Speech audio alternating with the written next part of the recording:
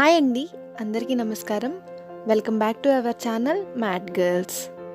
ఈరోజు మనం వీడియోలో అందరికీ ఎంతో ఇష్టమైన చికెన్తో ఇన్స్టెంట్గా చట్నీ ఎలా తయారు చేయాలో చూద్దాం.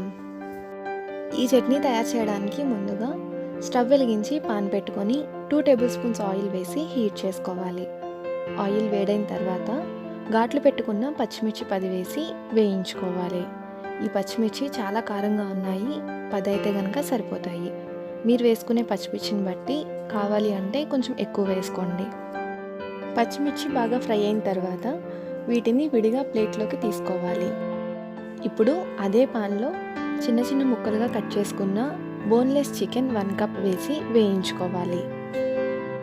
చికెన్ ఫ్రై అవుతున్నప్పుడు చికెన్లో 1/2 టీ స్పూన్ సాల్ట్, చిటికెడు పసుపు వేసి కలుపుకొని ఫ్రై చేయాలి. చికెన్ ఫ్రై అయిన తర్వాత ఇది కూడా విడిగా ప్లేట్లోకి తీసుకోవాలి. ఇప్పుడు మళ్ళీ అదే పాన్లో కట్ చేసుకున్న మీడియం సైజ్ టమాటాలు 2 వేసి ఉడికించుకోవాలి. టమాటాల్లో 1/2 టీ స్పూన్ సాల్ట్ వేసి కలపాలి. టమాటాలు ఉడుకుతున్నప్పుడు సాల్ట్ వేసి ఉడికించుకుంటే త్వరగా ఉడికిపోతాయి. టమాటాలు బాగా ఉడికిన తర్వాత కొంచెం కొత్తిమీర, కొంచెం చింతపండు వేసి కలుపుకొని స్టవ్ ఆఫ్ చేసుకోవాలి. చింతపండు బదులుగా 1/2 టీ స్పూన్ లెమన్ జ్యూస్ కూడా వాడుకోవచ్చు. టమాటాలు కూడా ప్లేట్లోకి తీసుకొని అన్నీ చల్లారిన తర్వాత మిక్సీ వేసుకోవాలి. ఇప్పుడు ఒక మిక్సీ జార్లో ఒక 10 వెల్లుల్లి రెబ్బలు, 1/2 టీ స్పూన్ జీలకర్ర, ముందుగా ఫ్రై చేసి పెట్టుకున్న పచ్చిమిర్చి వేసి మూత పెట్టి మిక్సీ వేయాలి.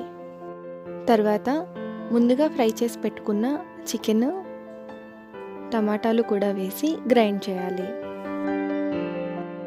అన్నీ మిక్సీ వేసుకున్న తర్వాత చట్నీ ఒక బౌల్లోకి తీసుకొని తాలింపు వేసుకోవాలి. తాలింపు కోసం స్టవ్ వెలిగించి పాన్ పెట్టుకొని 1 టేబుల్ స్పూన్ ఆయిల్ వేసి హీట్ చేసుకోవాలి.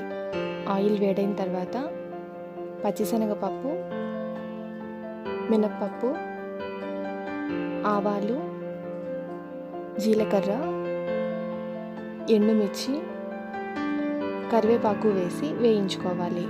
ఫ్రై అయిన తర్వాత తాలింపుని చట్నీలో కలుపుకుంటే చికెన్ చట్నీ రెడీ అయిపోతుంది. టేస్ట్ చాలా బాగుంటుంది, ఎవరికైనా నచ్చుతుంది. మీరు కూడా ట్రై చేయండి. ఈ రెసిపీ మీకు నచ్చినట్లయితే like, share and subscribe to mad girls.